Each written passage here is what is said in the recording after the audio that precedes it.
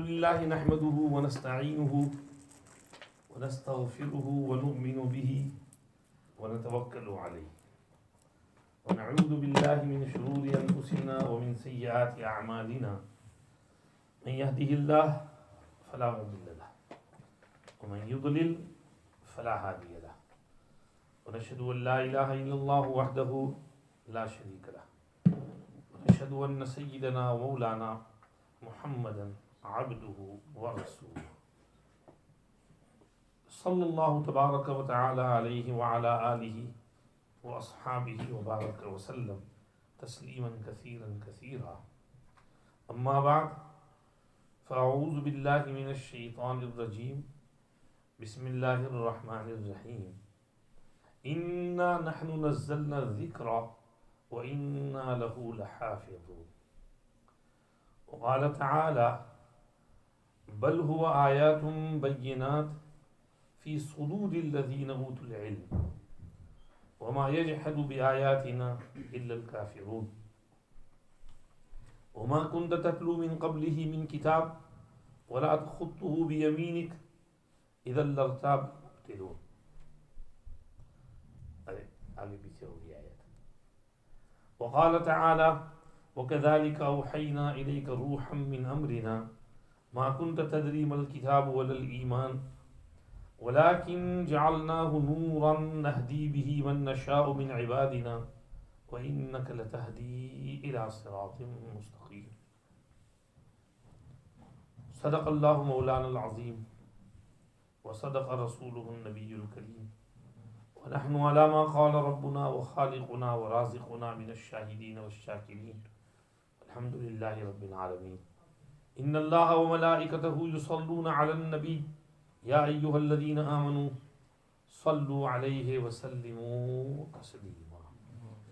اللهم صل على سيدنا محمد وعلى آل سيدنا محمد كما صليت على سيدنا إبراهيم وعلى آل سيدنا إبراهيم إنك حميد مجيد. اللهم بارك على سيدنا محمد وعلى آل سيدنا محمد كما باركت على سيدنا إبراهيم وعلى آل سيدنا إبراهيم إنك حميد مجيد. میرے واجب الاحترام دوستو، بزرگوں، میری معزز ماؤں اور بہنوں، سب سے پہلے تو اللہ کا لاکھ لاکھ شکر ہے کہ اللہ نے آپ حضرات کو قرآن شریف کی تفسیر سننے کا موقع عنایت فرمایا. اللہ پاک آپ کے اس جمعہ کے درس کو قبول و مقبول فرمائے. حضرت مولانا سے آپ کو خوب نفع پہنچائے، استفادے کی توفیق عطا فرمائے، اور حضرت مولانا کے لیے بھی درس قرآن ڈیلیور کرنا آسان کر دے. قرآن شریف کی تفسیر بہت اونچا کام ہے، بہت محبوب اور مقبول کام ہے. بعض سلف کا قول ہے واللہ ما انزل اللہ آیتا الا احب ان یعلم فیما نزلت و این نزلت وما یعنی بها. قسم خدا کی، خدا نے کوئی آیت ایسی نہیں اتاری کہ اللہ کو یہ بات پسند نہ ہو کہ لوگ اس کو انویسٹیگیٹ کریں کہ کس بارے میں یہ آیت اتری ہے، کہاں اتری ہے، اور اللہ اس سے کیا کہنا چاہتے ہیں. خود اللہ کو پسند تھی یہ چیز. بعض سلف کا قول ہے احب الخلق الی اللہ اعلمهم بما انزل. اللہ کو سب سے محبوب وہ لوگ ہیں جو اللہ کے اتارے ہوئے کلام کو سب سے زیادہ سمجھتے ہیں. حدیث شریف میں ہے خیرکم من تعلم القرآن وعلمہ. کہیں پر فرمایا قرآن کو سیکھو اور سکھاؤ، اس کے غرائب اور فرائض اور اس کے حدود کو پہچانو. اسی لیے سلف جو ہے اس کی بڑی کوشش کرتے تھے کہ قرآن پاک کو پڑھیں اور اس کی آیتوں کے معنی سمجھیں. صحابہ تابعین بعض مرتبہ ایک ایک آیت کے معنی سمجھنے کے لیے دور دور کے سفر کرتے تھے. مجاہد ابن جبر کہتے ہیں وَمَن يُهَاجِرْ فِي سَبِيلِ اللَّهِ يَجِدْ فِي الْأَرْضِ مُرَاغَمًا كَثِيرًا وَسَعَةً طَلَبْتُ اسْمَ هَذَا الْمُهَاجِرِ 14 سَنَةً حَتَّى وَجَدْتُهُ، میں 14 سال تک پوچھ پرچھ کرتا رہا کہ یہ کس مہاجر کی طرف اشارہ ہے، کون ہے، اللہ پاک کس کا نام لے رہے ہیں یہاں، پتہ چل گیا کہ اچھا فلاں صحابی کی طرف اشارہ ہے۔ بتائیے صاحب پوچھ پرچھ تحقیق۔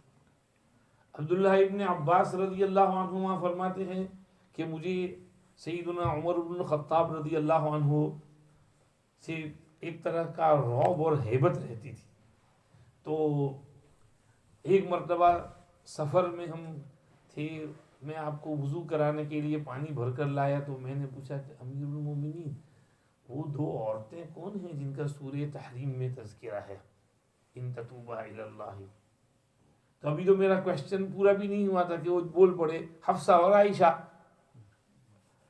تو میں نے کہا کہ میں کتنے دنوں سے کتنی مدت سے آپ کو پوچھنا چاہتا تھا لیکن بہت ڈر لگتا تھا۔ فرمایا کہ ایسا نہ کرو، کوئی بات ایسی ہو پوچھ لیا کرو، مجھے معلوم ہوا تو میں بتا دوں گا تم کو۔ پھر انہوں نے پورے قصہ سنایا کہ کیا ہوا تھا اس کا۔ تو یہ حضرات تحقیق کرتے تھے، اسی لیے ابن مسعود رضی اللہ عنہ ابن عباس کے بارے میں کہا کرتے تھے نعم ترجمان القرآن ابن عباس، ابن عباس قرآن کے بڑے اچھے مترجم اور مفسر ہیں، اسی لیے ان کو حبر هذه الامہ کا لقب دیا جاتا ہے۔ حالانکہ حضور کی انتقال کے وقت ان کی عمر صرف 13 سال کی تھی، 13 سال کی تھی، اور فتح مکہ کے بعد یہاں مدینہ شریف آئے تھے، تو زیادہ ٹائم بھی نہیں ملا۔ تو اصل انہوں نے علم جو حاصل کیا ہے وہ حضور کی وفات کے بعد صحابہ کرام سے، اور ان کی ڈائریکٹ نقل کی ہوئی حدیثیں حافظ ابن حجر نے کہا کہ صرف 30 کے قریب ہیں، باقی اور جو حدیثیں ان کی ہیں وہ سب بواسطہ صحابہ ہیں، مراسیل صحابہ کہلاتی ہیں۔ تو یہ ابن عباس رضی اللہ عنہما اتنے بڑے مفسر کیسے بنے؟ محنت سے بنے، تحقیق کرتے تھے، جاتے تھے، پوچھتے تھے۔ بعض مرتبہ کسی صحابی کو کسی آیت کا مطلب تفسیر کچھ پڑھنے پوچھنے کے لیے جاتے، ان کے گھر کا دروازہ بند ہوتا تو آپ کھٹکھٹا کر باہر نہ بلاتے، وہیں بیٹھ جاتے، باہر بیٹھے بیٹھے کبھی نیند تاری ہوتی تو چادر ٹان کے سو جاتے، وہاں پر سب لوگ جا رہے ہیں آ رہے ہیں، دھول اڑ رہی ہے، ان کی چادر ساری دھول والی ہو جاتی، پرواہ نہ کرتے۔ جب وہ صحابی خود باہر نکلتے ظہر کے لیے نماز کے لیے، دیکھتے کہ اللہ کے نبی کے سمجھیے کہ کزن جو ہیں ابن العم، وہ تو یہاں لیتے ہوئے یہ کیا کیا آپ نے، مجھے نوکر کے بلا دیتے۔ فرماتے نہیں آپ کا حق ہے کہ آپ کو آرام کرنے دیا جائے، وَلَوْ أَنَّهُمْ صَبَرُوا حَتَّى تَخْرُجَ إِلَيْهِمْ لَكَانَ خَيْرًا لَهُمْ، اس پر ہم عمل کرتے ہیں۔ تو یہ حضرات اس طرح محنت کر کے جب پڑھا تب جا کر کے مفسر بنے ہیں۔ تو آپ حضرات کو ماشاءاللہ پکی پکائی روٹی مل رہی ہے، تیار بریانی ملے گی انشاءاللہ، تو آپ نے حضرت مولانا کی محنت کی قدر کرنی ہے، توجہ سے پڑھنا ہے انشاءاللہ۔ اللہ پاک آپ حضرات کو حضرت مولانا سے خوب استفادے کا موقع عنایت فرمائے۔ اس وقت مجھے جو ٹاپک دیا گیا ہے وہ جمع القرآن کے متعلق، کہ قرآن کس طرح جمع کیا گیا۔ یاد رہے کہ قرآن پاک پچھلی دیگر کتابوں کی طرح سے بک فارم میں نازل نہیں ہوا۔ تورات، انجیل، زبور تو ہاتھ میں دی گئی کہ لے دیے کتاب، فَخُذْهَا بِقُوَّةٍ وَأْمُرْ قَوْمَكَ يَأْخُذُوا بِأَحْسَنِهَا، لو اور اس کے اچھے اچھے احکام پر عمل کرو، اپنی قوم کو بھی کہو کہ اس پر عمل کریں۔ مگر قرآن شریف کتابی شکل میں نہیں اترا۔ اس کی ایک وجہ تو یہ ہے کہ پچھلے جو پیغمبر تھے وہ پڑھے لکھے تھے، پڑھنا جانتے تھے، لکھنا جانتے تھے، مگر ہمارے حضور نبی کریم صلی اللہ علیہ وسلم امی تھے۔ اگر قرآن کو کتابی شکل میں دیا جاتا تو پڑھتے کیسے، سمجھتے کیسے اور سمجھاتے کیسے؟ اس لیے اللہ پاک نے کتابی شکل میں نہیں دیا، بلکہ اس کو نبی کریم صلی اللہ علیہ وسلم کے سینہ مبارکہ پر نازل فرمایا۔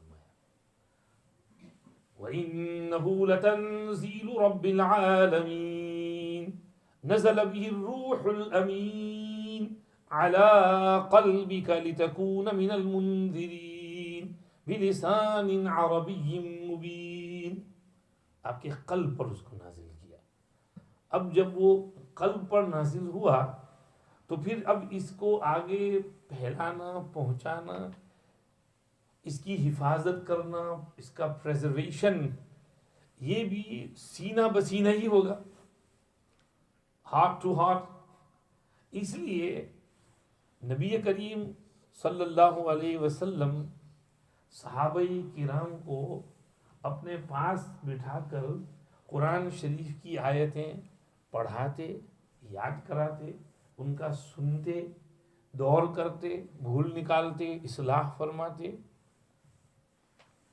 دارالارقم سب سے پہلا مدرسہ ہے، وہاں پر سارے نیو مسلم جمع ہوتے اور آپ صلی اللہ علیہ وسلم باقاعدہ قرآن کی تعلیم دیتے. حضرت جابر نے استخارے والی حدیث میں کیا کہا ہے؟ یعلمنا الاستخارہ کما یعلمنا السورۃ من القرآن.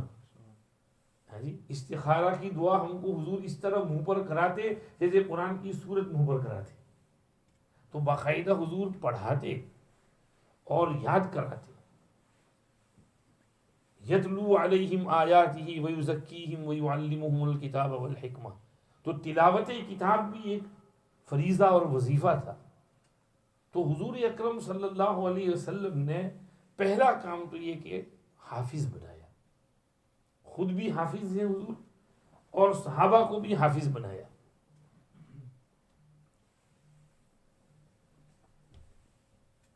اور جہاں تک لکھوانے کا تعلق ہے تو لکھوانے کو بھی دریغ نہیں کیا.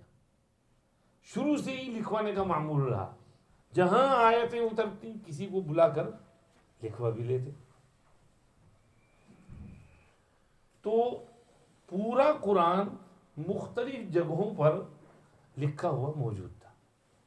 بخاری شریف میں باب جمع القرآن صفحہ نمبر 627، فتح الباری صفحہ 627 جلد 8 میں باب جمع القرآن پر نقل کیا کہ قرآن جب اترتا تھا تو حضور لکھواتے تھے. کاغذ کے ٹکڑے مل گئے اس پر،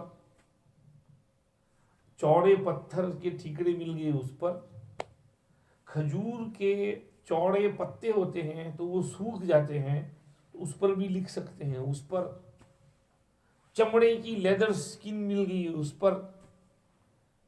اور مکہ شریف میں یہ خلفائے راشدین جو ہیں یہ لکھنا پڑھنا جانتے تھے. سیدنا ابو بکر، سیدنا عمر، سیدنا عثمان، سیدنا علی یہ لکھتے تھے. اور ان سب کا نام کاتبین وحی میں آتا ہے.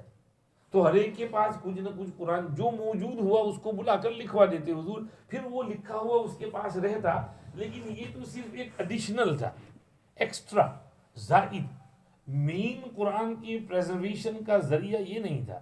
مین ذریعہ وہی پہلا، سینہ بسینہ، ہارٹ ٹو ہارٹ.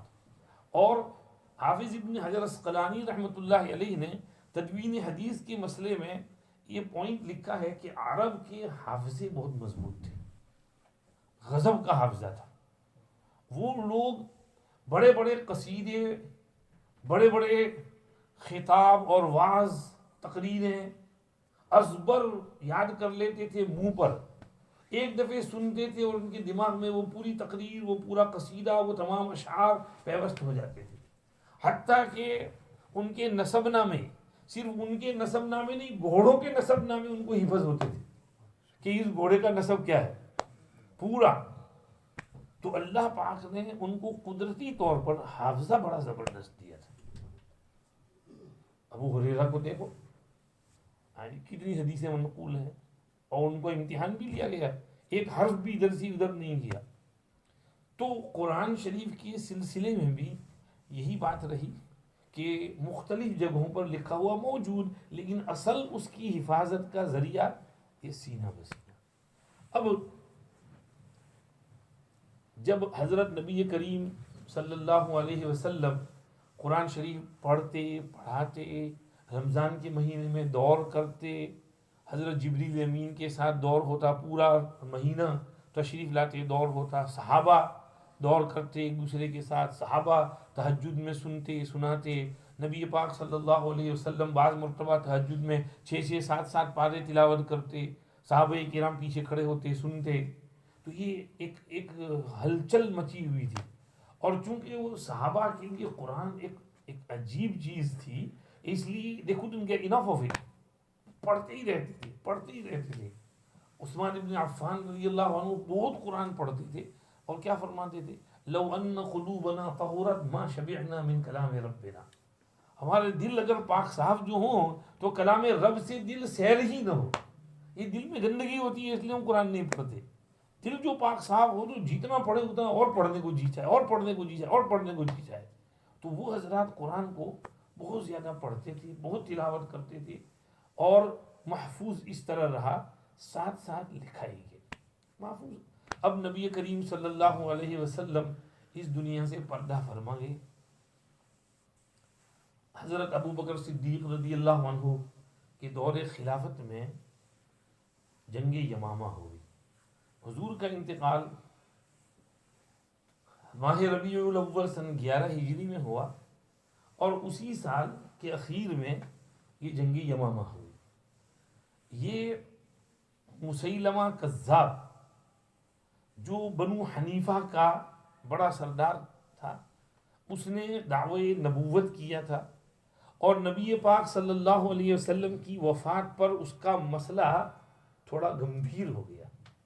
اس نے تھوڑی مزید طاقت جمع کر لی، اس لیے کہ کچھ قبائل عرب جو ہیں وہ مرتد ہو گئے، تو اس کے ساتھ جا کر مل گئے، تو اس کی طاقت اور زیادہ ہو گئی. تو حضرت صدیق اکبر رضی اللہ عنہ نے ادھر سے خطرہ محسوس کیا، تو ایک بڑا لشکر اس طرف متوجہ کیا، اور اس کے امیر حضرت خالد بن ولید رضی اللہ عنہ. ادھر سے مسیلمہ کذاب کے ساتھ 30,000 کی فوج تھی، بہت زبردست. اور جنگ جب شروع ہوئی بڑی سخت لڑائی ہوئی، کیونکہ بنو حنیفہ بڑے جنگجو تھے، ان کو ختم کرنا اور ان سے لڑنا کوئی آسان کام نہیں تھا، بڑے ماہر تھے لڑائی کے. اب اس جنگ میں بڑی تعداد صحابہ کی شہید ہوئی. مسیلمہ کذاب بھی جہنم رسید ہوا. حضرت وحشی ابن حرب رضی اللہ عنہ نے اس کا پیچھا کیا، اس کو ختم کیا. کہتے تھے کہ جاہلیت میں نے سب سے اچھے انسان کو شہید کیا تھا حمزہ، اور مسلمان ہونے کے بعد سب سے بدترین انسان مسیلمہ کو میں نے ختم کیا. شاید میں نے کچھ اس کا سمجھیے کہ برابری کر دی. اس جنگ میں کتنے صحابہ شہید ہوئے؟ ایک قول میں 1200 صحابہ شہید ہوئے. ان میں سے کتنے حافظ قرآن تھے؟ ایک روایت میں ہے 700 حافظ قرآن تھے. ابن کثیر نے کہا، قرطبی نے کہا 500 حافظ قرآن تھے. اب جب یہ ہوا تو حضرت عمر رضی اللہ عنہ چونک گئے.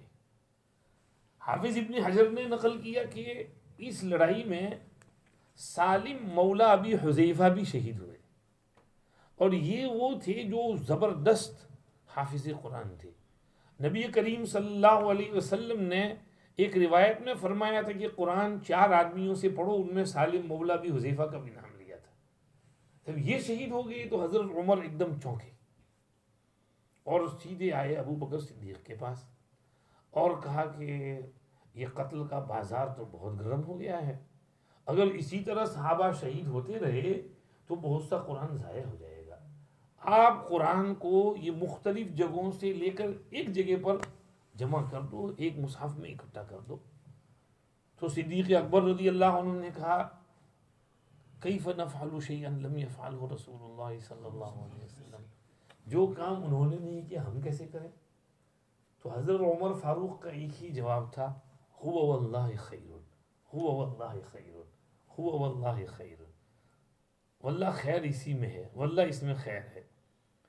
تو حضرت ابو بکر کو بھی کچھ انشراح ہوا، تو آپ نے زید ابن ثابت کو بلایا اور ان سے کہا کہ دیکھو یہ عمر آئے ہیں اور یہ مشورہ دے رہے ہیں، اور میرے دل میں بھی یہ خیال جم رہا ہے.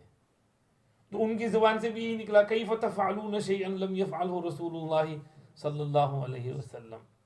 تو اب یہ دونوں کہہ رہے ہیں هو واللہ خیر، هو واللہ خیر. تو آگے زید ابن ثابت کہتے ہیں کہ انہوں نے میری یہ ڈیوٹی لگائی اور یہ کہا کہ زید تم جو ہے جوان آدمی ہو، عقل مند ہو، اور ہم تمہارے اوپر کچھ شک، تہمت، سسپیشن، ڈاؤٹ بھی نہیں رکھتے، اور تم حضور کے کاتب بھی تھے، کیونکہ مدینہ شریف میں حضرت زید کا مکان حضور کے مکان سے قریب تھا، تو اکثر انہی کو بلاتے تھے حضور لکھنے کے لیے. تو مدینہ شریف کا اکثر قرآن تو تم نے ہی لکھا ہے، اس لیے ہمارا خیال یہ ہے کہ تم یہ جمع قرآن کا کام کرو. زید ابن ثابت کہتے ہیں خدا کی قسم اگر یہ مجھے ایک پہاڑ اس کی جگہ سے ہٹا کر دوسری جگہ منتقل کرنے کو کہتے تو وہ میرے لیے آسان ہوتا، یہ کام مجھے بہت مشکل معلوم ہوا. لیکن جب انہوں نے بہت اصرار کیا تو میرے لیے کوئی چارہ نہیں تھا، تو پھر میں نے اس کو جمع کرنا شروع کیا.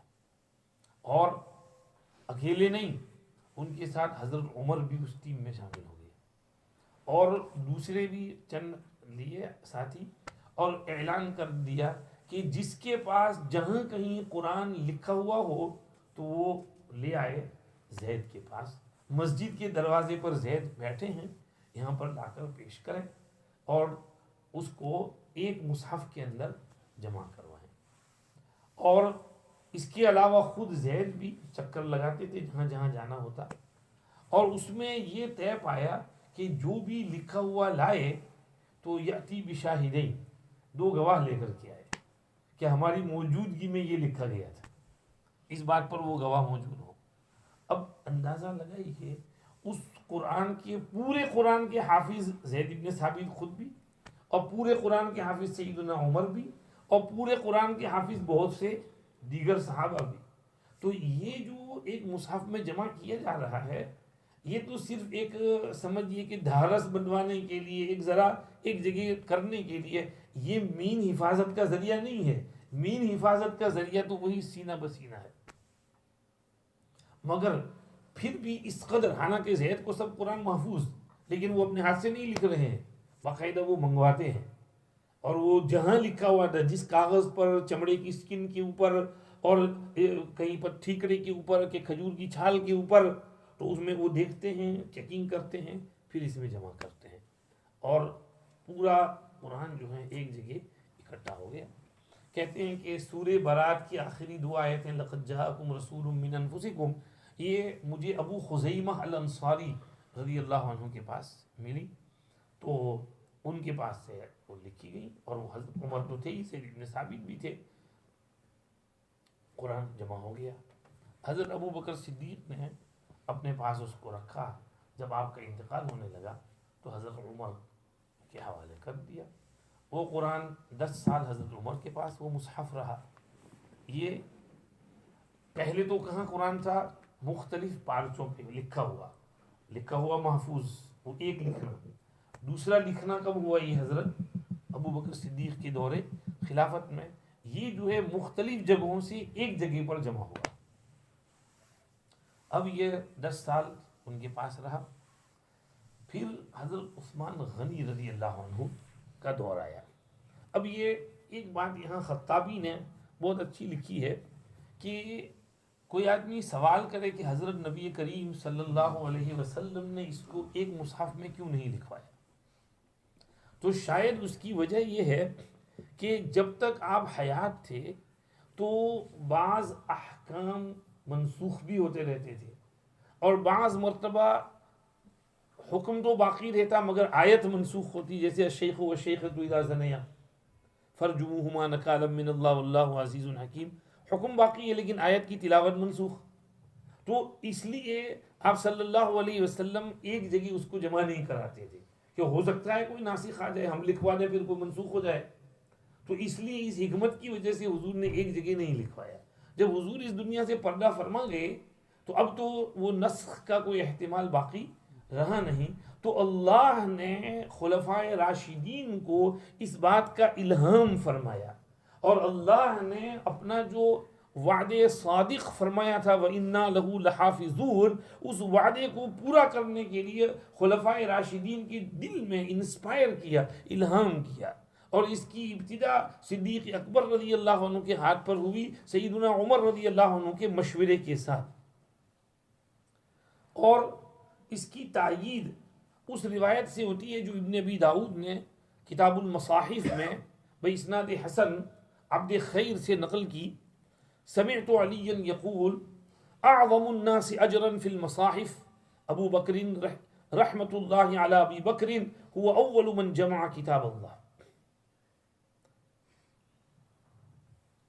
قرآن کو مصحف کے اندر اکٹھا کرنے کے سلسلے میں سب سے عظیم اجر اور ثواب ابو بکر صدیق کو ملے گا۔ اللہ ابو بکر پر رحمت نازل کرے، انہوں نے ہی سب سے پہلے کتاب اللہ کو ایک جگہ اکٹھا کیا۔ یہ کتاب المصاحف میں ابن ابی داؤد نے عبد خیر سے نقل کیا۔ یہ اس لیے حافظ ابن حجر نے نقل کیا کہ یہاں پر بعض لوگ کہتے ہیں کہ حضرت علی نے سب سے پہلے قرآن جمع کیا تھا، اور ایک روایت پیش کرتے ہیں کہ حضور کا انتقال ہوا تو میں نے یہ ٹھان لیا کہ میں قرآن کو جمع کروں گا، اور میں گھر سے نہیں نکلا یہاں تک کہ میں نے سارا قرآن جمع کر لیا۔ حافظ ابن حجر کہتے ہیں ہو سکتا ہے وہاں ان کی جمع سے مراد ان کا حفظ ہو، کہ جو قرآن ان کا بچا کچا تھا اس کا حفظ مکمل کر لیا انہوں نے، کیونکہ جمع کا لفظ حفظ کے لیے بھی استعمال ہوتا ہے۔ ان علینا جمعہ وقرآنہ فاذا قرأناہ فاتبع قرآنہ، یعنی جمعہ لک فی صدرک، تو ہو سکتا ہے وہ مراد ہو۔ لیکن حافظ کہتے ہیں بعض لوگوں نے اس میں کچھ اور اضافے کر دیے کہ انہوں نے دفتین میں گٹھوں میں جمع کیا۔ حافظ کہتے ہیں وہ اضافہ صحیح نہیں ہے، اور اگر وہ ہو تو یہ روایت ضعیف ہے، اس درجے کی نہیں ہے جو بخاری کی روایت ہے کہ اس کی ہم پلہ ہو سکے۔ اور یہ ابن ابی داؤد نے جو نقل کیا ہے یہ باسناد حسن ہے، یہ راجح ہے۔ خود حضرت علی کہہ رہے ہیں کہ سب سے پہلے جس نے قرآن جمع کیا وہ ابو بکر ہیں، حضرت علی نہیں ہیں جنہوں نے سب سے پہلے جمع کیا ہو۔ یہ تو جمع صدیقی ہوا۔ اس کے بعد حضرت عثمان غنی رضی اللہ عنہ کا زمانہ آتا ہے، سن 24 کا اواخر یا 25 کے اوائل میں۔ سیدنا عمر کا انتقال تو ہوا ہے یکم محرم سن 24 کو، اور اس وقت حضرت عثمان خلیفہ بنے ہیں۔ تو اسی سال کے اخیر میں یا 25 کے شروع میں سیدنا حذیفہ ابن الیمان رضی اللہ عنہ ارمینیا اور آذربائیجان کے علاقے میں جنگ میں تشریف لے گئے تھے صحابہ کی فوج میں۔ اب وہاں پر جو ہے کچھ لوگوں کا اختلاف ہوا بعض قراءت کے متعلق۔ حافظ ابن حجر نے نقل کیا کچھ لوگ ابی ابن کعب والی قراءت پر قراءت کرتے تھے، یہ اہل شام تھے، اور کچھ لوگ عبداللہ ابن مسعود کی قراءت پر قراءت کرتے تھے، یہ اہل عراق تھے۔ تو ایک عراقی اور شامی کی لڑائی ہوگی، قراءت کے بارے میں یہ کچھ پڑھ رہا وہ کچھ پڑھ رہا۔ اب اس میں بجائے ایک دوسرے کا رسپیکٹ کرنے کے ایک دوسرے کے ساتھ گٹھم گٹھی ہو گئی، ہاتھا پائی ہو گئی، لڑائی تک بات پہنچ گئی، اور ایک دوسرے کا تخطیہ تغلیظ کرنے لگے کہ تو غلط ہے، وہ کہے تو غلط۔ اب حضرت حذیفہ نے دونوں کو کام ڈاؤن تو کیا، لیکن ان کو ایسا ہوا کہ یار اگر معاملہ ایسا ہی رہا تو قرآن پاک کو پتہ نہیں یہ تو کیا کریں گے۔ تو انہوں نے اپنے دل میں یہ طے کر لیا کہ جب یہ لڑائی ختم ہو تو میں نے پہلا کام مدینے جانا ہے اور حضرت عثمان کو یہ مشورہ دینا ہے کہ آپ کچھ کرو اس کا۔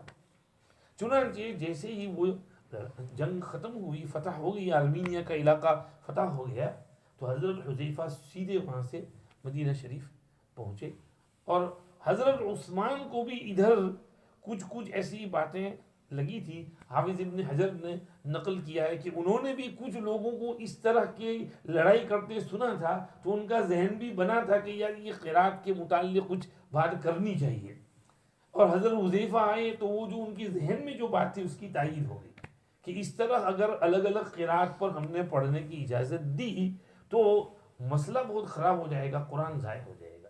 تو انہوں نے اب دوبارہ حضرت زید بن ثابت کو بلوایا اور ان سے کہا کہ حذیفہ آئے ہیں اور یہ مشورہ دے رہے ہیں کہ جو الگ الگ قرات کرنے کی اجازت تھی اس کو ایک جگہ پر منحصر کر دیا جائے، وہ جو فلیکسیبلٹی تھی اور کہا گیا تھا کہ حرج ہے الگ الگ ایک قرات پر اور ایک حرف کے اوپر اس کو منحصر رکھنے کی، تو وہ فلیکسیبلٹی اب ختم کرو اور ایک طرح سے پڑھنے کو کہو. تو حضرت سید ابن ثابت کو کہا کہ تم اس کو دوبارہ اس کی ترتیب دے کر کے اس کو لغت قریش کے اوپر لکھو. یہ لفظ وہاں ہے لغت قریش پر. اور حضرت عمر کے پاس جو مصحف تھا وہ آپ نے حضرت حفصہ کے پاس رکھوایا تھا. حافظ ابن حجر کہتے ہیں لِأَنَّهَا كَانَتْ وَصِيَّهُ، اس لیے کہ حضرت حفصہ کے پاس حضرت عمر کی ساری وصیتیں تھیں، اور حضرت عمر نے اپنے پیچھے خلیفہ کسی کو مقرر نہیں کیا تھا کہ جس کو دیں. اس لیے ابو بکر نے تو خلیفہ مقرر کیا تھا، اس لیے ان کو دے دیا تھا، لیکن یہاں پر حضرت عمر نے مقرر نہیں کیا تھا. ان کی وصیتیں ساری حفصہ کے پاس، کیونکہ وہ ام المومنین تھیں اور ان کی اولاد میں بڑی تھیں، تو ان کے پاس رکھوایا تھا. تو حضرت عثمان نے حضرت حفصہ کی یہاں کہلوایا کہ وہ جو مصحف ہے وہ ہمیں بھیجیں، ہمارا کام ہو جائے گا تو ہم آپ کو واپس کر دیں گے. چنانچہ انہوں نے بھیجا اور حضرت عثمان نے وہی مصحف حضرت زید ابن ثابت رضی اللہ عنہ کو دیا اور کہا کہ اس میں یہ قرآن کو دوبارہ لکھیں. اس میں ایک تجدید تو یہ کی کہ ترتیب دی صورتوں کی.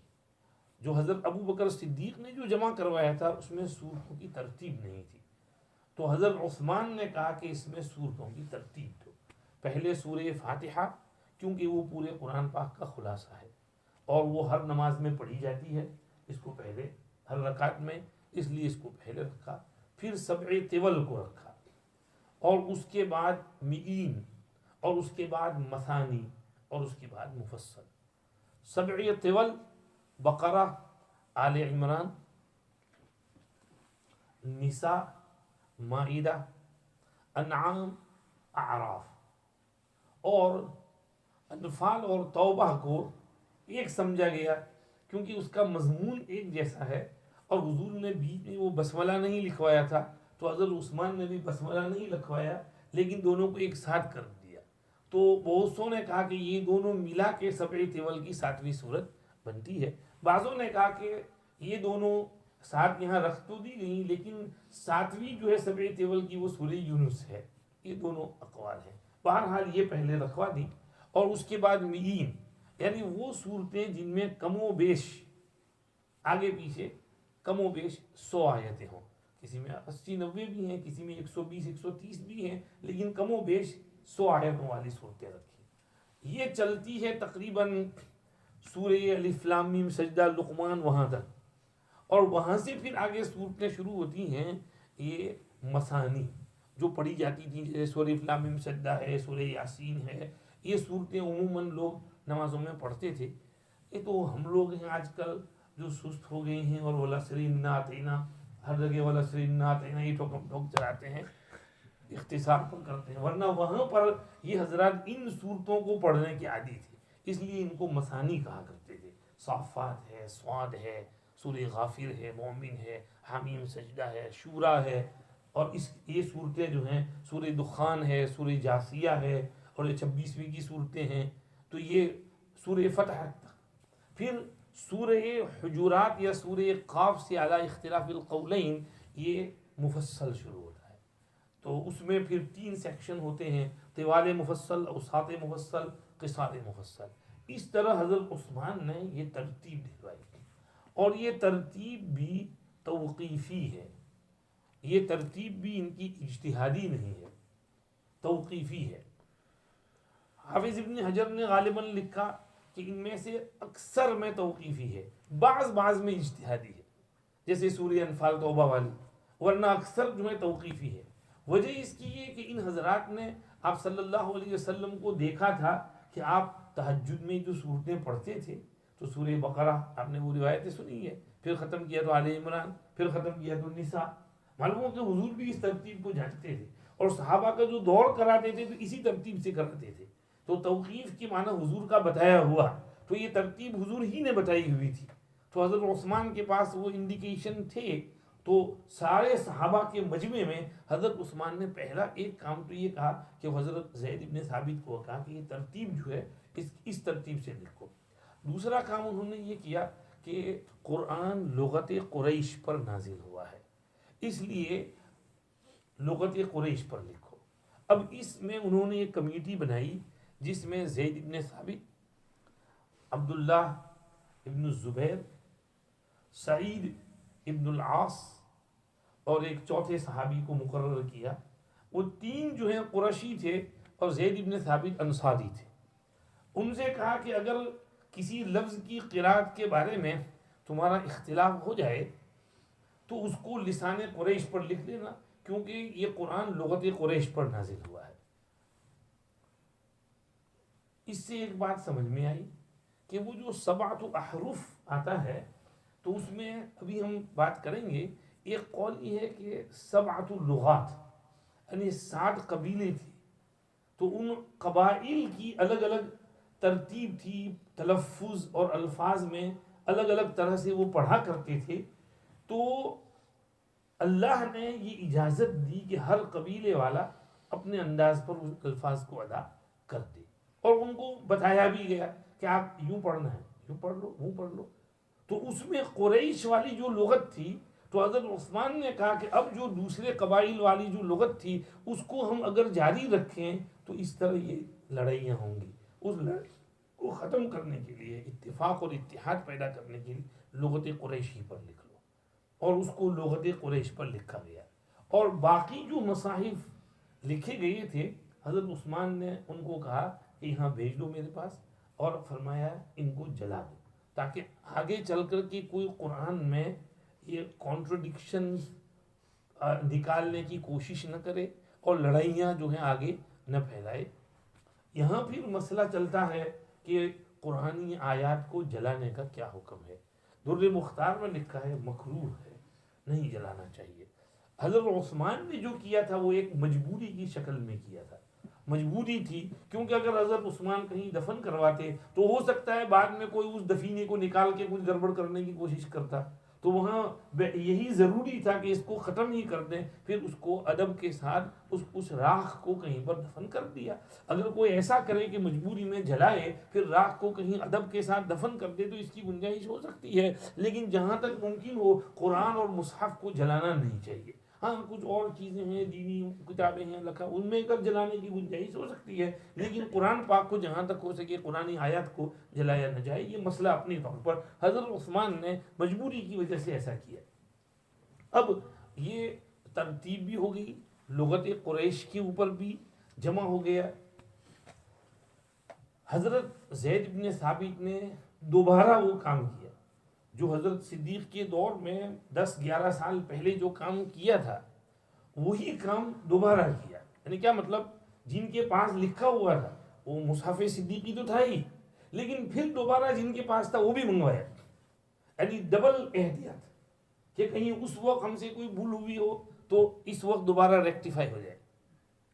اور حافظ تو تھے ہی، آپ بھی حافظ اور باقی جو 3 کمیٹی کے ممبر ہیں 4 وہ بھی حافظ، اور حضرت عثمان خود بھی اس میں نگرانی میں اور حضرت عمر اس میں نگرانی میں شامل ہیں۔ تو یہ دوبارہ جو جمع ہوا تو اس دفعے جو ہے وہ سورہ احزاب کی آیت من المؤمنین رجال صدقوا ما عاہدوا اللہ علیہ، یہ اب کے کسی کے پاس نہیں مل رہی، لکھی ہوئی تو تھی، مصحف صدیقی میں بھی لکھی ہوئی تھی، اور حضرت زید بن ثابت کو منہ پر بھی تھی، کیونکہ حضرت ثابت کہتے ہیں اس روایت کے اندر کہ کننا نتلوہا کنت اسمع رسول اللہ صلی اللہ علیہ وسلم یقرؤہا، تو وہ آیت مل نہیں رہی تھی، حضور کو میں سنتا تھا، ہم کو پتا تھا، ہم سب کو منہ پر تھی سورہ احزاب کی آیت، لیکن وہ لکھی ہوئی نہیں مل رہی تھی۔ تو پھر وہ ملی اب کے خزیمہ ابن ثابت الانصاری کے پاس جو ذو الشہادتین تھے، تو ان سے پھر ہم نے لے کر اس کو لکھا۔ اس سے ایک بہت بڑا اشکال دور ہو جاتا ہے، وہ اشکال یہ کہ بعض مستشرقین جمع قرآن پر طرح طرح کے اعتراض کرتے ہیں، اس میں یہ اعتراض کرتے ہیں کہ بھئی یہاں پر اب مصحف صدیقی میں جب سب جمع تھا تو یہ جب جمع عثمانی کے موقع پر یہ آیت کیوں نہیں ملی؟ اس کا مطلب وہاں پر نہیں تھی، جمع صدیقی کے موقع پر یہ مس ہو گئی تھی، پھر اب کہاں سے آ گئی؟ تو اس کا جواب یہ ہے کہ نہیں، وہ اصل میں وہ اس میں لکھا ہوا تھا، لیکن وہ دوبارہ وہ پرانی سسٹم دوبارہ انہوں نے اس کو کیا تھا اور ہر ایک سے ڈھونڈ رہے تھے۔ یہ وضاحت معارف القرآن میں حضرت مفتی شفیع صاحب نے فرمائی ہے، کیونکہ میں نے مجھے خود کو ایک ہمارے یہاں ایک طالب علم نے یہ سوال پوچھا، میرا دماغ چکرا گیا، سمجھ ہی نہیں پڑے، فتح الباری میں حافظ نے کچھ بھی نہیں لکھا ہے، اور دوسرے ادھر ادھر بھی کچھ نہیں لکھا ہے، نہ الاتقان میں سیوطی نے کچھ لکھا ہے، نہ مناہر العرفان میں کچھ لکھا ہے، ادھر ادھر دیکھا، انٹرنیٹ پہ سارا سرچ کیا، کچھ ملا ہی نہیں۔ لیکن حضرت مولانا کی برکت سے ابھی آنے سے پہلے وہ معارف القرآن ایک دم سے میں نے کہا کہ وہ انگلش معارف القرآن میں کہا جانا ہے تو اس کو ذرا جاتے جاتے پھر اس کو بھی ایک دفعہ دوبارہ دیکھ لو۔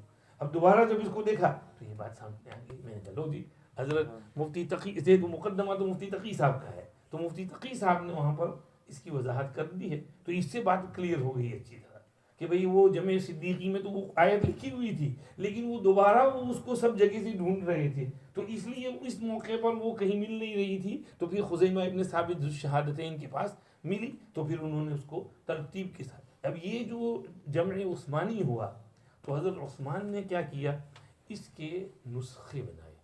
اس زمانے میں فوٹو کاپیئر تو تھا نہیں، پرنٹنگ پریس بھی نہیں تھا، تو حضرت عثمان نے اس کو نسخ کروایا۔ نسخ کے معنی لکھوانا، لکھوایا اس کو باقاعدہ، اور قرآن کے 7 نسخے تیار کیے، اور اس وقت کے 7 بڑی بڑی اسلامی ریاستوں میں ان کو بھیجا۔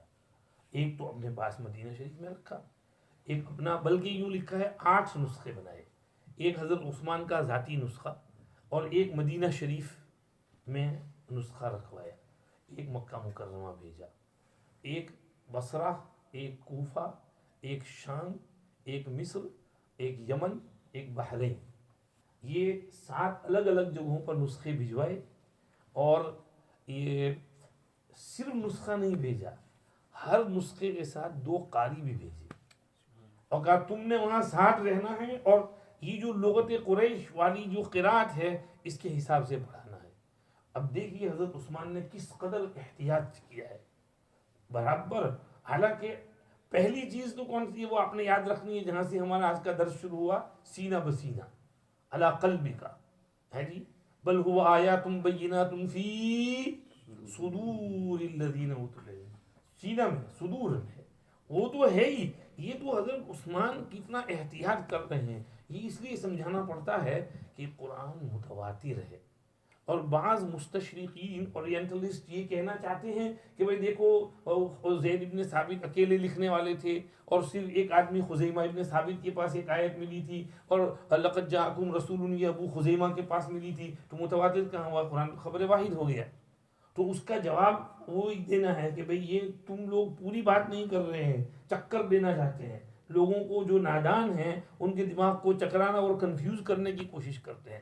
قرآن پاک یہ تو صرف یہ قلم کاغذ، یہ بلیک اینڈ وائٹ، یہ کیا ہے، یہ تو ایک ذریعہ ہے، یہ اس کی اصل حفاظت نہیں، اصل حفاظت تو سینہ بسینہ ہے۔ اور آپ نے دیکھ لیا وہاں پر جنگ یمامہ میں کتنے شہید ہوئے تھے حافظ، ایک قول میں 700، ایک میں 500، یعنی کئی سو کئی ہزار صحابہ حافظ قرآن تھے، یعنی 1,00,000 صحابہ۔ ابو زرع رازی نے لکھا ہے مات النبی صلی اللہ علیہ وسلم عن 100,000 من الصحابہ، تو 1,00,000 صحابہ میں سے کئی ہزار صحابہ حافظ قرآن تھے، وہ تواتر کے لیے کافی ہے۔ اور پھر تابعین میں تو کئی لاکھ، اور طبع تابعین میں تو لاکھوں کا اکیلا، اور اس گئے گزرے دور میں 2.7 بلین مسلمانوں میں آپ کو کم سے کتنے ملینوں حافظ ملیں گے، 2.7 بلین میں سے 1 بلین نہیں تو 0.5 بلین تو کم سے کم حافظ ملیں گے، تو تواتر کے لیے اور کیا چاہیے آپ کو۔ تو اس لیے یہ سب جمع قرآن کے سلسلے میں یہ سمجھانا پڑتا ہے تاکہ مستشرقین کو کہیں پر اعتراض گھسانے کا موقع نہ ملے۔ اب یہ قرآن محفوظ ہو گیا الحمدللہ، 7 نسخے الگ الگ جگہ بھیجے، ہر ایک کے ساتھ 2 قاری بھی بھیجے، اور یہ کہہ دیا کہ تمہارے پاس، اب کسی کے پاس ابن مسعود کی کوئی قرات ہے، جیسے مثال کے طور پر واللیل اذا یغشی والنہار اذا تجلی، آگے کیا ہے وما خلق الذکر والانثی، تو ابن مسعود کی قرات میں والذکر والانثی تھا، تو حضرت عثمان نے کہہ دیا کہ نہیں، وما خلق الذکر والانثی جو ہے اسی کی قرات کے اوپر پڑھو گے، دوسری قراتیں جو تھیں اس کو ٹھیک ہے وہ ہے اپنی جگہ، لیکن یہ قرات متواتر ایک پر جمع کر دیا۔ اب یہ بتائیے کہ یہاں پر بھی حضرت علی کرم اللہ وجہہ کا قول حافظ ابن حجر نے نقل کیا ہے کہ اللہ عثمان پر بھی رحم کرے، انہوں نے امت میں اجتماعیت اور اتحاد پیدا کر دیا۔ یہ جو ایک لغت قریش پر قرآن لکھوایا، اس سے امت میں اتفاق اور اجتماعیت پیدا ہوگی. اسی لیے حضرت عثمان غنی رضی اللہ عنہ کو جامع قرآن کہتے ہیں. حالانکہ پہلا جمع تو صدیق نے کیا تھا، لیکن اس جامع قرآن کا لقب ملا سیدنا عثمان غنی کو، کیونکہ انہوں نے پوری امت میں ایک جامعیت اور اتفاق اور اتحاد پیدا فرما دیا. تو اب یہ جو ہے قرات، یہ تو ہو گیا 60 قرہ، اور اسی لغت قریش پر اس کو پڑھا جانے لگا. اس طرح قرآن پاک الحمدللہ کتابی شکل میں محفوظ ہو گیا. اس کے بعد اس کی نقلیں ہوئیں. اب حضرت عثمان والا جو مصحف ہے وہ بھی محفوظ تھا. حضرت عثمان شہادت کے وقت قرآن شریف ہی تلاوت کر رہے تھے، اور جب آپ کو شہید کیا گیا تو آپ کا خون کے چھینٹے گرے فَسَيَكْفِيكَهُمُ اللَّهُ وَهُوَ السَّمِيعُ الْعَلِيمُ پر. اور وہ مصحف آج بھی ترکی کے اندر میوزیم میں موجود ہے، کیونکہ وہ مدینہ شریف میں تھا. لیکن جب یہ خلافت عثمانیہ کو انہوں نے تخت و تاراج کو تہو بالا کیا، تو سلطان عبد الحمید الثانی نے دیکھا کہ یہ تو گڑبڑ ہو جائے گی، یہ انگریز آئے گا تو سارا ضائع کر دے گا. تو اس وقت تو ٹرین چلتی تھی، تو اس میں انہوں نے جلدی سے یہ سارا اثاثہ مدینہ شریف سے منتقل کر کے ترکی استنبول پہنچا دیا. اس لیے یہ چیزیں سب ساری وہاں پر محفوظ ہو گئیں، اس لیے وہ قرآن پاک وہاں پر محفوظ ہے مصحف عثمانی والا. تو یہ سمجھیے کہ ہوا جمع قرآن اس طرح سے. الحمدللہ بعد میں تو قرآن شریف کے نسخے لکھے گئے اور یہ قرآن شریف محفوظ ہو گیا. اور اب جو ہے قرآن شریف میں سمجھیے کہ یہی جو حفص عاصم، یہ اس میں بھی لمبی بحث ہے. یہ عاصم ابن ابی النجود الکوفی ہیں، یہ رہتے تھے کوفہ شریف میں. کوفہ شریف میں سب کچھ تھا، اونچ نیچ بھی تھی. کوفہ والوں نے کچھ غلط کام بھی کیے، جیسے نعوذ باللہ حضرت حسین کو شہید کیا، حجاج ابن یوسف جیسے پیدا کیے. لیکن کچھ اچھے کام بھی بہت کیے، جیسے امام ابو حنیفہ رحمۃ اللہ علیہ جیسے. ان میں ابن مسعود کے بہت شاگرد، حضرت علی نے اس کو اپنا دارالخلافہ بنایا تھا، اور حضرت علی کے وہاں شاگرد موجود.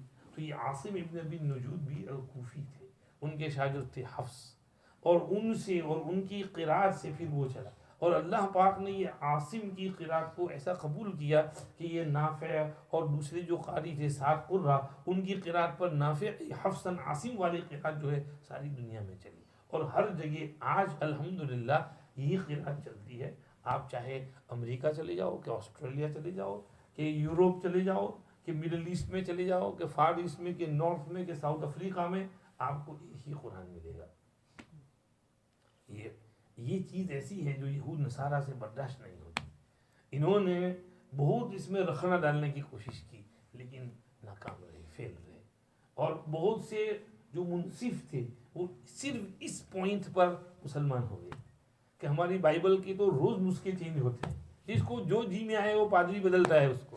لیکن یہ مصحف قرآن ایسا ہے کہ اس کو کوئی بدل نہیں سکتا، یہ من جانب اللہ ہے، یہ خدائی چیز ہے. تو بہرحال یہ تو ہوا جمع. اب آگے آئیے، حضرت مولانا نے دوسری ڈیوٹی ہماری لگائی ہے 7 احرف کی، کہ بھئی یہ 7 حرف کیا ہے. اس سلسلے میں حدیث شریف میں تو آیا انزل القرآن علی 7 احرف کلھا کاف شاف واف. جس طرح سے بھی پڑھ لو گے کافی ہو جائے گا. حضرت نبی کریم صلی اللہ علیہ وسلم کے زمانے میں ایسی انسیڈنٹ ہوئے تھے کہ حضرت عمر نے ہشام ابن حکیم کا گلا گریبان پکڑ لیا تھا، وہ گھسیٹ کے حضور کے پاس لائے گی. سورہ فرقان پڑھ رہا تھا، پتہ نہیں کیا پڑھتا ہے، آپ نے جیسا پڑھایا وہ لال گرم ہو گئی. تو حضور نے کہا چھوڑو چھوڑو اس کو، ہشام پڑھو، کیا پڑھا تھا تم نے؟ انہوں نے پڑھا. ان کو کہا عمر تم پڑھو. یہ بھی صحیح، یہ بھی صحیح، دونوں صحیح ہے، کوئی حرج نہیں ہے. اور مجھے اجازت، میری امت کو کہا گیا کہ ایک حرف پر قرآن پڑھو، یعنی ایک موڈ، ایک طریقہ، ایک وے آف ریسیٹیشن. حرف کے اصل معنی کنارے کے ہیں اور اس کے معنی طریقے کی بھی آتے ہیں، تو ایک طریقے پر پڑھو. لیکن میں نے کہا کہ اسأل اللہ معافاتہ و مغفرتہ ان امتی لا تطیق ذلک. تو فرمایا چلو 2 حرف پر پڑھو. میں نے کہا نہیں اتنا بھی نہیں، 3 حرف، 4 5 6 7. تو جبریل امین علیہ السلام آئے کہ چلو کوئی نہیں، 7 حرف پر پڑھنے کی اجازت دی، جو بھی پڑھ لو گے اللہ قبول کر لیں گے. اب یہ 7 حرف کیا ہیں جس پر پڑھنے کی اجازت تھی؟ اس سلسلے میں سفیان ابن عیینہ، عبداللہ ابن وہب، ابن جریر طبری، امام طحاوی، امام قرطبی، حافظ ابن عبد البر رحمۃ اللہ علیہم وغیرہ کہتے ہیں کہ یہ عرب کے 60 مختلف قبائل تھے اور ان کی الگ الگ لغات تھیں، ان پر پڑھنے کی اجازت دی گئی تھی۔ آج کل اصطلاح قراء میں اس کو اصول اور فروش کلیہ مکررہ سے تعبیر کرتے ہیں، اصول اور فروش کلیہ مقررہ سے تعبیر کیا جاتا ہے۔ مثلا فتح، امالہ، تفخیم، ترقیق، ادغام، اظہار، اس طرح سے اس کو پڑھنا۔ 60 بڑے بڑے قبائل تھے، قریش، حذیل، حوازن، تمیم، ثقیف، اہل یمن۔ تو یہ جو بڑے بڑے قبائل تھے ان کے بولنے کا طریقہ تھوڑا ڈیفرنٹ تھا، کوئی کس طرح بولتا تھا، کوئی کس طرح بولتا تھا، اور یہ ہوتا ہے۔ اب دیکھیے ہماری انگریزی ہے تو اس میں انگلش کس طرح بولتے ہیں، اسکاٹش کس طرح بولتے ہیں، امریکن کس طرح بولتے ہیں، آئرش کس طرح بولتے ہیں، ہر ایک کا تلفظ الگ الگ ہے، اور بعضوں کا تلفظ سمجھ میں بھی نہیں آتا کہ کیا بول رہا ہے، بھائی واپس بولنی ہے کیا بولا ہے نا۔ تو یہ اسپیلنگ میں ڈفرنس ہوتا ہے، امریکن اسپیلنگ ڈفرنٹ ہے اور برٹش اسپیلنگ ڈفرنٹ ہے، تو ایک زبان میں ویریشنز ہوتے ہیں۔ تو عربی میں ان لوگوں کے یہاں تلفظ میں تھوڑے ویریشنز تھے، تو شروع میں چونکہ یہ نئی مسلمان ہو رہے ہیں تو ہر ایک کو کہنا کہ ہر بات میں ٹوکنا اور اصلاح کرنا یہ مشکل تھا، تو اس لیے کہا کہ تم اپنے طور پر پڑھ لو۔ بعض بوڑھے ہوتے ہیں نا تو وہ ان کو جو عادت ہوتی ہے وہ عادت نہیں چھوٹتی ہے، ان کو جو سدھارنا یہ ناممکن ہوتا ہے، تو اس لیے اجازت دی کہ ان کو جس طرح پڑھنا ہے پڑھنے دو، کلھا کافٍ وافٍ شافٍ، یہ اجازت دی گئی تھی۔ تو اس سلسلے میں وہاں لکھا ہے کہ مثال کے طور پر کہیں خطوات تو کہیں خطوات، بیوتن تو بیوتن، زبورن اور زبورن، بزعمہم اور بزعمہم، یقنت اور یقنت۔ اب یہ اگر صرفی اعتبار سے دیکھنا جائیں تو یقنت جو ہے غلط رہے گا، کیونکہ یقنت جو ہے باب سمیع سے ہے، سمیع یسمع سے، قنیت یقنت قنوتا، قال ومن یقنت من رحمت ربہ الا الضالون۔ لیکن بعض عرب کی لغت میں اس کو یقنت پڑھتے تھے، تو اجازت دی گئی کوئی نہیں تم اپنا طور پر یقنت پڑھ لیا کرو۔ اب اس کو اگر مجبور کرنے جائیں گے تو وہ نہیں پڑھ سکے گا، وہ یقنت کو یقنت ہی پڑھے گا، یقنت کو یقنت ہی پڑھے گا، وہ کسرہ کے ساتھ ہی پڑھے گا، فتح کے ساتھ نہیں ادا کر سکتا۔ تو اس لیے شروع میں ان کو ان کے طرز پر پڑھنے کی اجازت دی گئی تھی۔ یہ 7 احرف سے مراد 7 لغات ہے، یہ ان سب علماء کا قول ہے جو ہم نے بیان کیا۔ ان میں سب سے سمجھیے کہ فصیح لغت جو تھی وہ کس کی تھی؟ قریش والی۔ تو اس لیے شروع میں تو اجازت دی گئی کہ پڑھو اپنے طریقے پر، لیکن پھر جو ہے اس کو ریسٹرکٹ کر کے لغت قریش پر حضرت عثمان نے جمع کر دیا اور باقی لغات کو کہہ دیا کہ بس اب وہ بڈھے تو قبرستان پہنچ گئے، اب جو نئے آئے ہیں تو وہ ذرا اپنی زبان سدھاریں اور جو صحیح قاعدہ ہے اس کے حساب سے پڑھیں۔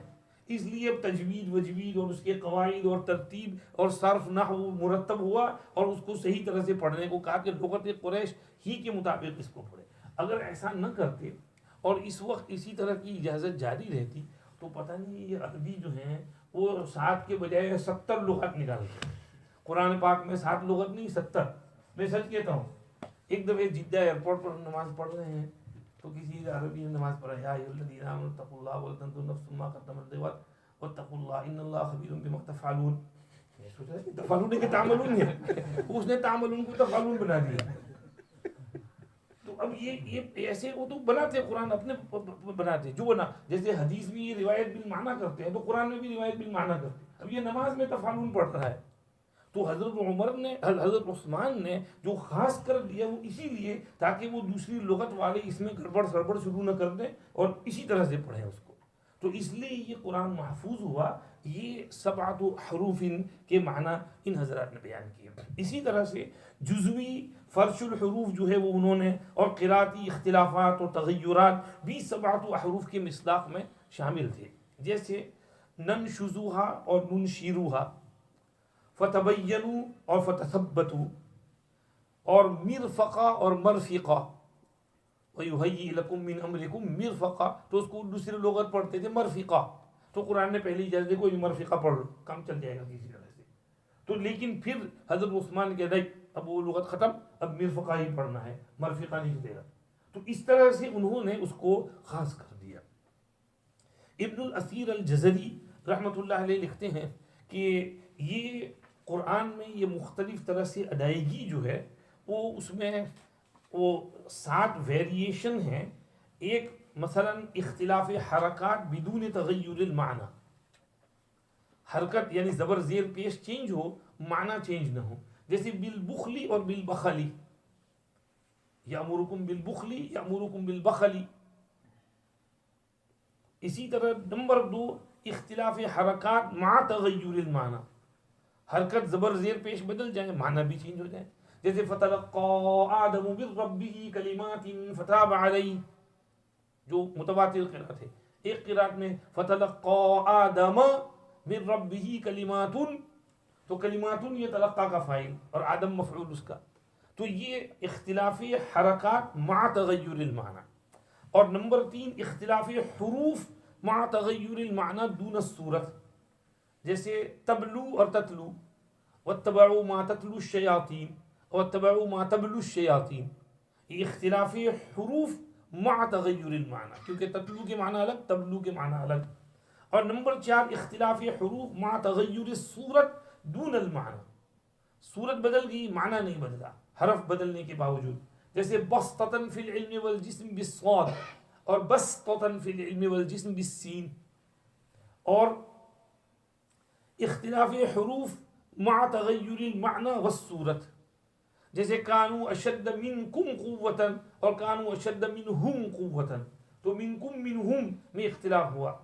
آگے نمبر 6 تقدیم تاخیر، جیسے وقاتلوا وقتلوا اور وقتلوا وقاتلوا. اور نمبر 7 زیادت و نقص، جیسے وصى بها ابراہیم بنیہ ویعقوب اور اوصى بها ابراہیم بنیہ ویعقوب، وصى اور اوصى کا ویریشن. تو انہوں نے کہا کہ یہ اختلاف بھی شروع میں اس کی اجازت تھی، پھر اس میں بھی ریسٹرکشن کر دیا گیا کہ اس طرح سے نہیں، ایک طرح سے ہی پڑھو اس کو. اور اب جو 7 قرات ہماری ہیں، تو یہ 7 قرات آیا وہی 7 حروف ہیں یا اس ایک حرف کے 7 ویریشن ہیں؟ اس میں بھی 2 قول ہیں. خلیل ابن احمد نحوی تو کہتے تھے یہ وہی 7 حروف ہیں، لیکن یہ ان کا قول شاذ ہے. باقی سارے نحات اور سارے قراء کہتے ہیں کہ یہ وہ 7 حروف نہیں ہیں، یہ ان میں سے ایک حرف کی یہ مختلف قراءت ہیں.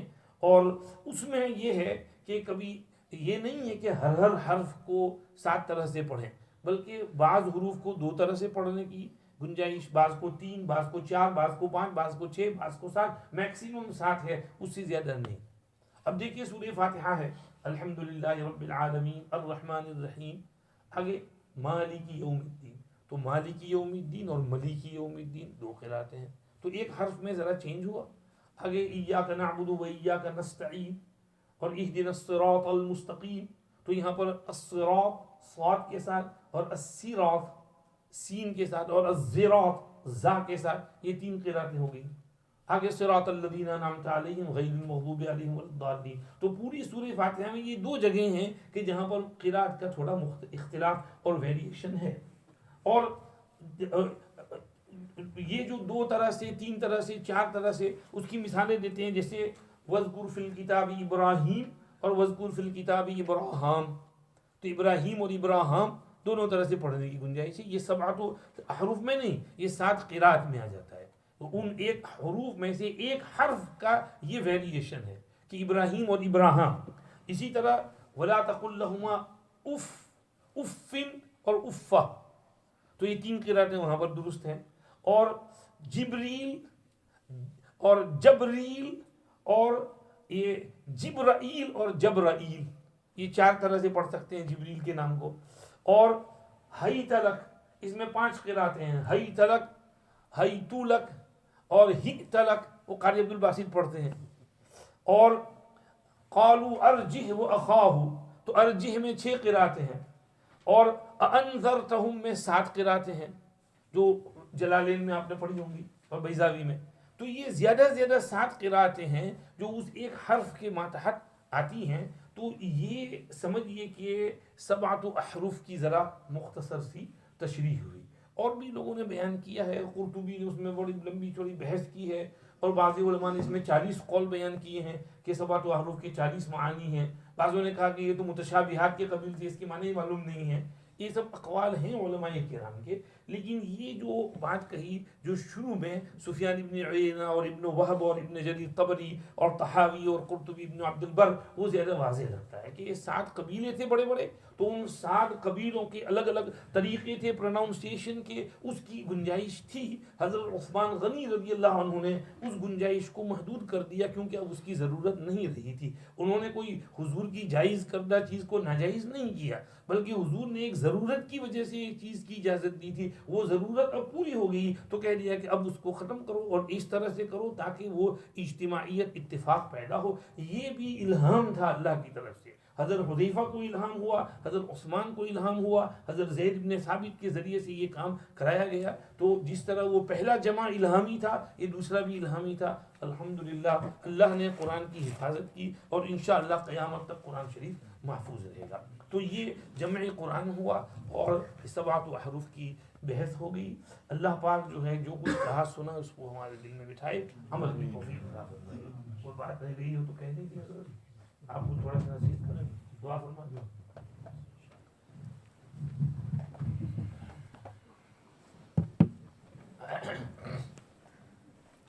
سبحانك اللهم وبحمدك نشهد ان لا اله الا انت نستغفرك ونتوب اليك. اللهم لك الحمد كله ولك الشكر كله ولك الملك كله بيدك الخير كله واليك يرجع الامر كله لا نحصي ثناء عليك انت كما اثنيت على نفسك. اللهم صل وسلم وبارك على سيدنا محمد وعلى آل سيدنا محمد عبدك ورسولك النبي الأمي نبي الرحمة كما تحب وترضى عدد ما تحب وترضى كلما ذكره الذاكرون وكلما غفل عن ذكره الغافلون. اللهم ربنا آتنا في الدنيا حسنة وفي الآخرة حسنة وقنا عذاب النار. رب اغفر وارحم وأنت خير الراحمين. اللهم انفعنا بما علمتنا وعلمنا ما ينفعنا وزدنا علما. اللهم إنا نسألك علما نافعا وعملا صالحا ورزقا حلالا طيبا واسعا وشفاء من كل داء. اللهم أغننا بالعلم وزينا بالحلم وأكرمنا بالتقوى وجملنا بالعافية. اللهم نور قلوبنا بالقرآن وزين أخلاقنا بالقرآن ونجنا من النار بالقرآن وادخلنا الجنة بشفاعة القرآن. اللهم ذكرنا منه ما نسينا وعلمنا منه ما جهلنا وارزقنا تلاوته آناء الليل وأطراف النهار واجعله لنا حجة يا رب العالمين. اللهم فقهنا في الدين وعلمنا التفسير والتعويل. اللهم فقهنا في الدين وعلمنا التفسير والتعويل یا ارحم الراحمین. محض اپنے فضل اور کرم سے ہم سب کی مغفرت فرمائیے. ہم میں سے کسی ایک کو بھی یہاں سے محروم نہ اٹھنے دیجیے. اللہ ہم سب کو نواز دیجیے. ہم سب کو آپ کے محبوب اور مقبول بندوں اور بندیوں میں شامل فرما لیجیے.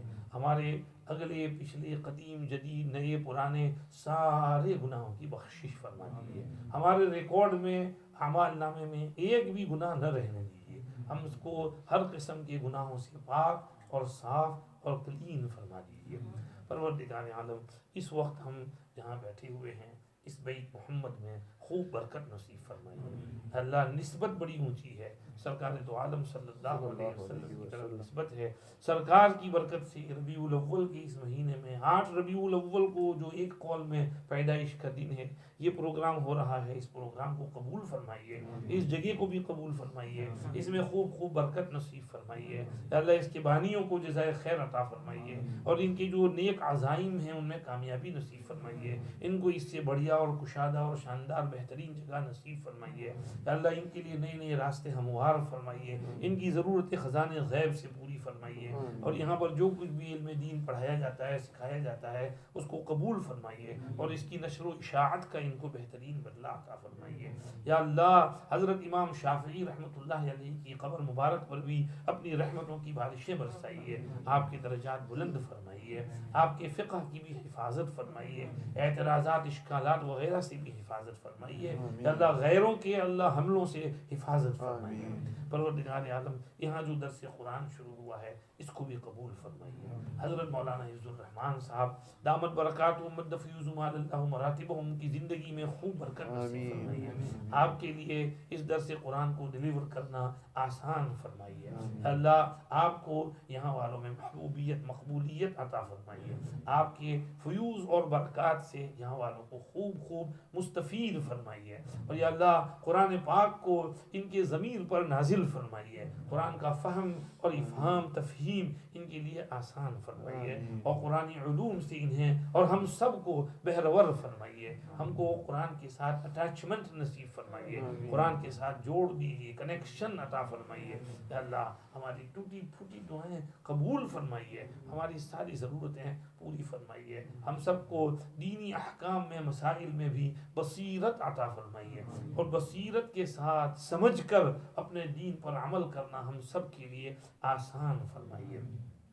یہاں پر جتنے دوست احباب مستورات یا اللہ بیٹھے ہوئے ہیں یا اللہ، سب کے دلوں میں جو بھی جائز مرادیں ہیں، نیک دلی تمنا ہیں، جائز مقاصد ہیں، ان میں کامیابی نصیب فرمائیے۔ اسی طرح انٹرنیٹ پر جہاں کہیں جو کوئی ہمارے ساتھ اس پروگرام میں شامل ہیں ان کی بھی تمام جائز مرادیں پوری فرمائیے، نیک مقاصد میں کامیابی عطا فرمائیے، بیماروں کو شفا عطا فرمائیے، مرحومین کی مغفرت فرمائیے، مقروضین کو قرض سے چھٹکارا عطا فرمائیے، دنیا بھر میں بیچارے مسلمان جہاں کہیں مظلوم ہیں ان کو ظلم سے نجات عطا فرمائیے، ظلم کا خاتمہ فرمائیے، ظالموں کے حق میں ہدایت ہے تو نصیب فرمائیے، نہیں ہے تو ایک ایک کو چن چن کر ختم فرمائیے اس دھرتی کو یا اللہ، ظالم سے پاک اور صاف فرمائیے، عدل و انصاف کو قائم فرمائیے، حرمین شریفین کی حفاظت فرمائیے، مسجد اقصیٰ کی حفاظت فرمائیے، دنیا بھر کی تمام مساجد مدارس مراکز تبلیغیہ خانقاہوں علماء صلحاء مشائخ اہل اللہ کی حفاظت فرمائیے،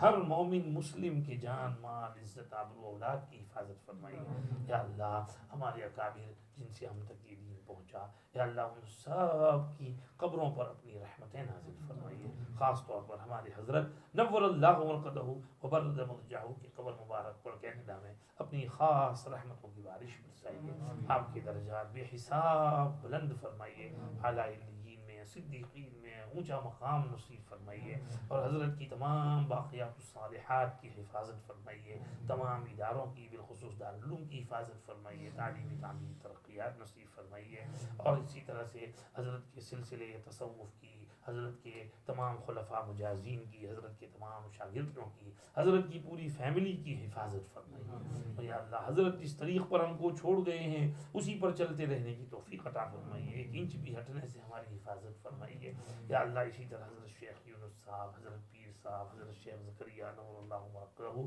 یا اللہ، اور ہمارے اکابر یہاں جتنے علماء کرام بیٹھے ہیں، ان کے اساتذہ کرام، ان کے اکابر یا اللہ، جن جن کا بھی انتقال ہو گیا ہے سب کی مغفرت فرمائیے اور سب کے درجات بلند فرمائیے یا اللہ، اور جو اکابر ہمارے اساتذہ کرام بقید حیات ہیں ان سب کی زندگیوں میں بے حساب برکتیں نصیب فرمائیے، ان کے علوم سے فیوز سے ہم کو پورے عالم کو مستفید فرمائیے اللہ۔ میں سے جن کے ماں باپ انتقال کر گئے یا ان دونوں میں سے ایک، ان کی قبروں کو بھی جنت کا باغ بنا دیجیے، ان کی قبروں کو نور سے بھر دیجیے، ان کی قبروں میں ان کو راحت اور آرام اور سکون نصیب فرمائیے، جن کے ماں باپ زندہ ہیں یا اللہ ان کی خدمت کر کے ان کی دعائیں لینے کی توفیق نصیب فرمائیے، ماں باپ کو بھی صحت عافیت تندرستی طاعت فرما برداری والی زندگی نصیب فرمائیے، ہمارے بیوی بچوں کو بھی نیک بنائیے، صالح بنائیے، آنکھوں کی ٹھنڈک خوشی کا ذریعہ بنائیے، حافظ بنائیے، عالم بنائیے، دین کا داعی اور خادم بنائیے، ذاکر شاغل بنائیے، 5 وقت کا نمازی بنائیے یا اللہ، ہماری ٹوٹی پھوٹی دعائیں قبول فرمائیے، ہر خیر عطا فرمائیے، ہر شر سے بچائیے، ہر وہ خیر عطا فرمائیے جو آپ کے پاک پیارے حبیب صلی اللہ علیہ وسلم سے مانگی ہے، ہر اس شر سے پناہ نصیب فرمائیے جس سے انہوں نے آپ کی پناہ مانگی ہے۔ ربنا تقبل منا إنك أنت السميع العليم وتب علينا إنك أنت التواب الرحيم وصل اللهم وسلم على سيدنا محمد وآله وصحبه أجمعين سبحان ربك رب العزة عما يصفون وسلام على المرسلين والحمد لله رب العالمين.